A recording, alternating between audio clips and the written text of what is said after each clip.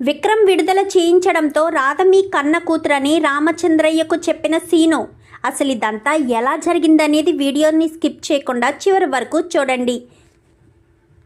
నువ్వు లేక నేను లేను అప్కమింగ్ ఎపిసోడ్స్లో ఏం జరగబోతుందో ముందుగా తెలుసుకోవాలి అనుకుంటే వీడియోని లైక్ చేసి ఛానల్ని సబ్స్క్రైబ్ చేసుకుని పక్కనే ఉన్న బెల్ సింబల్లో ఆల్ పై క్లిక్ చేయండి.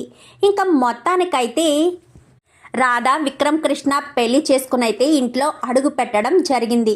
కానీ వాళ్ళది అగ్రిమెంట్ మ్యారేజ్ అన్న విషయం కేవలం రామలింగయ్యకి తప్ప మరెవ్వరికీ తెలియదు. అతను మాత్రం బయట పెట్టకుండా ఉండడం కోసం ఎప్పటికప్పుడు విక్రమ్ కృష్ణ తనకి ప్రొటెక్ట్ చేస్తూ ఉంటాడు. అంటే ఇంట్లో వాళ్ళందరికీ అనుమానం. ఎప్పుడూ కూడా రాధా ఇటు వీళ్ళిద్దరూ పరిచయం కొన్నాళ్ళ క్రితమే. వీళ్ళిద్దరి మధ్య ప్రేమ ఎప్పుడు కలిగింది, ఈ పెళ్లి చేసుకునేంత నిర్ణయం ఎప్పుడు తీసుకున్నారు అని ప్రియకు దమయంతికి ఇంట్లో వాళ్ళకి అనుమానమే కలుగుతుంది. కానీ ఇంకా రాధ మాత్రం తన తండ్రి అయిన సీను కోసమే ఆలోచిస్తూ ఉంటుంది. ఎందుకంటే సీనుని విడిపించడం కోసమే కదా విక్రమ్ కృష్ణతో అగ్రిమెంట్ మ్యారేజ్కి ఒప్పుకుంది. తన తండ్రిని విడిపించుకోవాలి, తన తండ్రిని కాపాడుకోవాలి అన్న ఒకే ఒక్క అజెండాతోటి సంవత్సరం మీద అగ్రిమెంట్ పెళ్లికి అయితే ఒప్పుకుంది. ఏ ఆడపిల్ల చెయ్యని త్యాగం చేసింది. తండ్రిని కాపాడుకోవడం కోసం తన భవిష్యత్తునే అంధకారం చేసుకుని ప్రయత్నం మొదలుపెట్టింది. ఇంకా రాధైతే విక్రమ్ కృష్ణ తనకు చెప్పినట్టుగా ఎలాగైనా సరే తనను కాపాడాలి, రాధకు మాటిచ్చినట్టుగా తన తండ్రిని విడుదల చేయించాలి అని తను మరుసటి రోజే పోలీస్ డ్రెస్లో సరాసరి తన స్టేషన్కి వెళ్ళిపోతాడు. వెళ్ళిపోయేసరికి బాబు మా రాధ అనగాని, నేను మీతో కొంచెం సేపు మాట్లాడాలి. మీరు నాకు నిజాలు చెప్తే చాలా ఉపయోగకరంగా ఉంటుంది. మీరు అసలు ఆ హత్య ఎందుకు చేశారనేది నాకు తెలియాలి.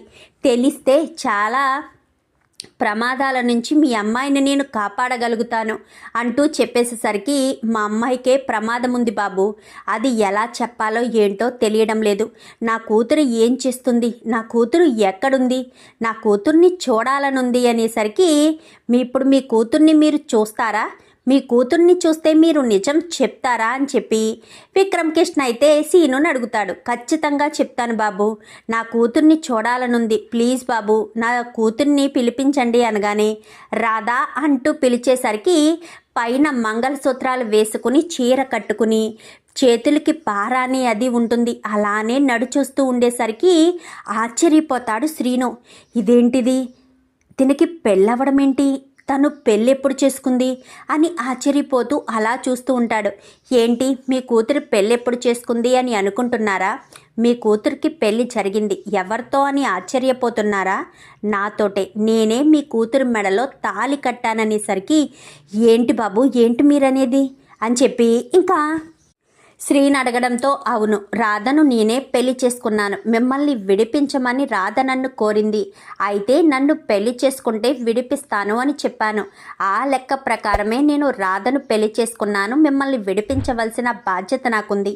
ఇప్పుడు రాధకే ప్రమాదం జరగదు, మీరు రాధ కోసమే టెన్షన్ పడుతూ రాధ గురించి ఆలోచిస్తూ అసలు ఏం జరిగిందో చెప్పట్లేదని నాకు అర్థమైంది.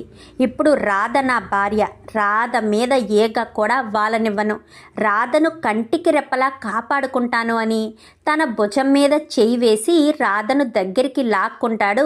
ఇంకా విక్రమ్ కృష్ణ అయితే చూసి, బావా మరదల్ని ఇద్దరిని ఒకటి చేశాను, నేను జైలు నుంచి బయటకు వచ్చిన మరుక్షణం నిజం బయట పెట్టేయాలి అని, బాబు నేను మీతో మాట్లాడాలి అమ్మా రాధా అని చెప్పాను. కానీ రాధా నువ్వు బయట వెయిట్ చేయి, నేను వస్తాను అనగానే అలాగే అని బయటికి వెళ్ళిపోతుంది. ఇప్పుడు చెప్పండి అనగానే, బాబు ఎలా చెప్తున్నానని మరోలా అనుకోవద్దు, రాధకు ప్రమాదం ఉందని, రాధని కాపాడుకోవడం కోసమే నేను ఎన్ని రోజులు నిజం చెప్పలేదు. అసలు రాధకు ప్రమాదం ఎవరి వల్ల? మీ మేనత్త దమయంతి వాళ్ళ అన్నయ్య భవానీ శంకర్ గారు వల్ల అని చెప్పనగానే ఒక్కసారిగా షాక్ అవుతాడు. ఏం మాట్లాడుతున్నావు బాబు అని చెప్పనేసరికి, అవును మీ మరదలు చిట్టి ఎవరో నాకు తెలుసు, తను ఎక్కడుందో నాకు తెలుసు, తన గురించి చెప్పమని వాళ్ళిద్దరూ నాకు ప్రమాదాన్ని తలబెట్టారు. నా కూతురు ప్రాణాలు తీస్తానని చెప్పారు. అలా నా కూతుర్ని కాపాడుకునే క్రమంలోనే నేను అతన్ని హత్య చేయాల్సిన పరిస్థితి వచ్చింది. ఇది బాబు జరిగింది అనగానే, నా మరదలు చిట్టి ఎక్కడుంది నా మరదలు చిట్టి అనగానే, చెప్తాను బాబు, అంతా చెప్తాను అని చెప్పనేసరికి, సరే మిమ్మల్ని ముందు నేను విడుదల చేయిస్తాను, ఎవరు చేశారో వాళ్ళతోనే కుట్ర బయట పెట్టించి విడుదల చేయిస్తానని, ఇంకా మరుసటి రోజు ఉదయాన్నే వాళ్ళ దగ్గరికి వెళ్ళి, మీరు చేసినది బయటికి రాకుండా ఉండాలి అంటే మీరు అతని మీద హత్యా ప్రయత్నం కేసు పెట్టారు కదా, ఏం చేస్తారో, అతని మీదకి హత్యా ప్రయత్నం లేకుండా వేరే వాళ్ళు లొంగిపోయేలా చేస్తారో ఏమో నాకు తెలీదు, సీను మీద ఎలాంటి నింద పడకూడదంటూ ఇద్దరికి వార్నింగ్ ఇస్తాడు. నేను అప్పుడు జరిగిన యాక్సిడెంట్ కేసు తిరగతోడిన తర్వాతే ఇవన్నీ వచ్చాయి. అందులో మీ హస్తం ఉందని మాత్రం నాకు క్లియర్గా తెలిస్తే ఎవరిని వదిలిపెట్టనత్తయ్య.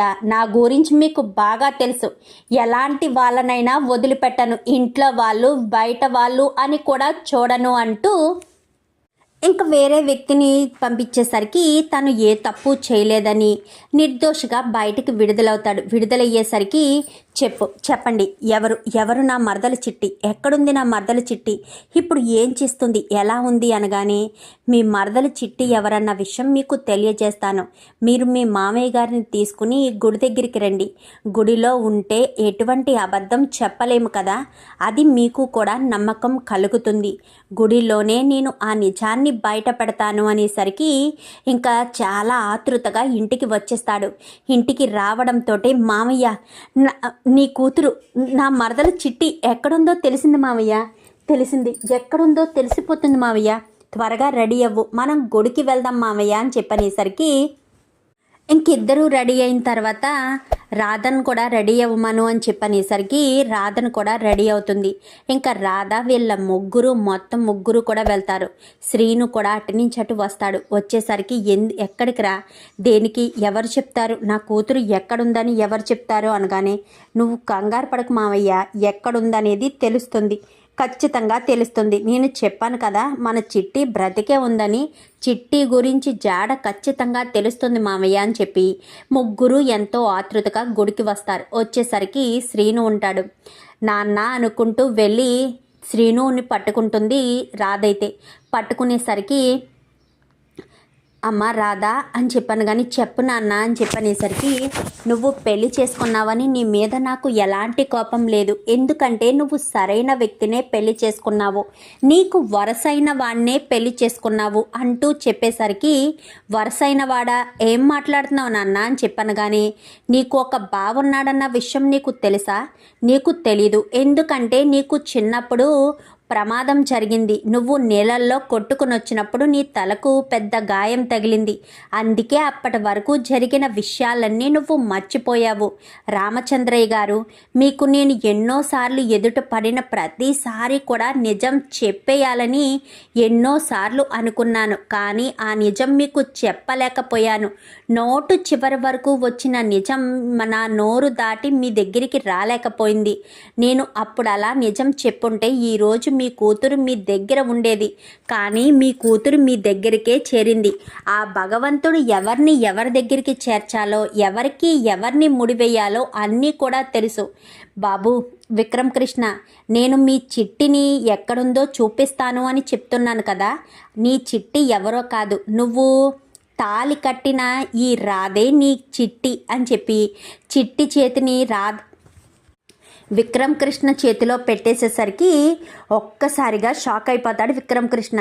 ఏం మాట్లాడుతున్నారు సీనయ్య గారు అని చెప్పాను కానీ, నిజం మాట్లాడుతున్నాను బాబు, రాధ నా కన్న కూతురు కాదు, కొన్ని సంవత్సరాల క్రితం, అంటే 15 సంవత్సరాల క్రితం నీళ్ళల్లో కొట్టుకుని వచ్చింది.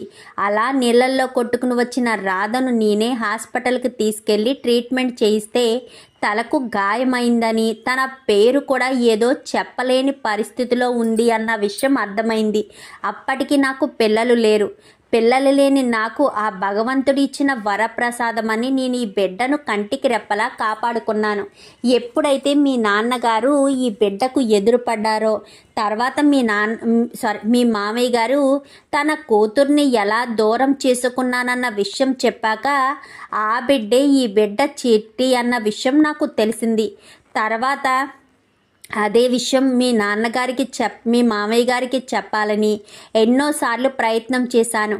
ఆ ప్రయత్నంలో భాగంగానే దమయంతి గారు, భవానీ శంకర్ గారు నన్ను ప్రాణాలు తీయాలని, ఏ బిడ్డ చిట్టి అన్న విషయం చెప్పాలని, ఆ బిడ్డ చిట్టి ఎవరో తెలిస్తే తన ప్రాణాలు తీయడానికి వాళ్ళు ఎన్నోసార్లు ప్రయత్నించారు.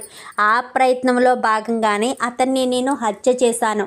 మీరు నన్ను విడిపించారు. మీ బిడ్డ ఎవరో కాదయ్యా, ఈ చిట్టియే, ఈ రాధే మీ బిడ్డ చిట్టి అంటూ చిట్టిని వాళ్ళకి అప్పగించేసరికి ఏం మాట్లాడుతున్నావు? నాకు ఆశ్చర్యంగా ఉంది. నా బిడ్డ ఈ రాధేనా? నా బిడ్డని నా మేనల్లుడు పెళ్లి చేసుకుని నా ఇంటికి తీసుకొచ్చాడా? చాలా సంతోషంగా ఉంది అంటూ తన బిడ్డను గుండెలకి హత్తుకుంటాడు. నిజమే చెప్తున్నారా అనగానే మీకు ఎలాంటి అనుమానం ఉన్నా మీరే ఏదో రకంగా తెలుసుకోండి. నేను వద్దని చెప్పడం లేదు, అబద్ధం చెప్పడం లేదు. మీ మరదల్నే మీరు పెళ్లి చేసుకున్నారు అని నేను మీకు చెప్తున్నాను అంటూ చెప్పేసేసరికి నమ్మశక్యంగా అనిపించట్లేదు నాకు, అసలు నేను నమ్మలేకపోతున్నాను అంటూ ఇంకా ఎంతో సంతోషపడిపోతాడు. ఇంకా విక్రమ్ కృష్ణ, ఇటు రామచంద్రయ్య అయితే ఇంకా ఎంతో సంతోషంగా ఇంటికి తీసుకొచ్చి, అమ్మ నా బిడ్డ తప్పిపోయిన నా బిడ్డమ్మ, నా బిడ్డ చిట్టి అమ్మ అంటూ తన తల్లికి తన చెల్లెలికి అందరికీ చెప్పేసేసరికి, ఏంటన్నయ్య నువ్వు చెప్పేది అనగానే, అవునమ్మా నా బిడ్డ చిట్టి అని చెప్పి అందరికీ పరిచయం చేస్తాడు. అప్పుడే దమయంతి, ప్రియ బయట నుంచి వస్తారు. వాళ్ళిద్దరూ చూసి, అయితే చిట్టి రాధా ఇద్దరు ఒక్కరేనన్నమాట. నాకప్పుడు అనుమానం వచ్చింది. ఈ రాధనే ప్రాణాలు తీద్దామనుకున్నాను, కానీ తీయడానికి అప్పుడు కుదరలేదు. మీ సమయం మించిపోలేదు. ఈ బిడ్డ దొరికింది అని వీళ్ళ మొహంలో సంతోషం పూర్తిగా నిండక ముందే నేను ఈ రాధని దూరం చేసేస్తాను, ఈ చిట్టిని ఇంటికి శాశ్వతంగా దూరం చేసి నా కూతుర్ని దగ్గరికి చేస్తాను అంటూ ఇంకా తన మనసులో అనుకుంటుంది దమయంతి అయితే. చూద్దాం మరి రాబోయే ఎపిసోడ్స్లో ఈ రకంగానే శ్రీను ద్వారా రామచంద్రయ్య, ఇటు విక్రమ్ కృష్ణ రాధే చిట్టి అన్న విషయం తెలుసుకోవాలని, చిట్టీలు రాధా విక్రమ్ కృష్ణ శాశ్వతంగా జీవితాంతం భార్యాభర్తలుగా కలిసి ఉండాలని మీరు కూడా కోరుకుంటే వీడియో నచ్చితే లైక్ చేసి ఛానల్ని సబ్స్క్రైబ్ చేసుకుని పక్కనే ఉన్న బెల్ సింబల్లో ఆల్ పై క్లిక్ చేయండి. ఇలా చేయడం వల్ల మేము పెట్టే ప్రతి వీడియో నోటిఫికేషన్ రూపంలో ముందుగా చూడగలుగుతారు. Thank you for watching.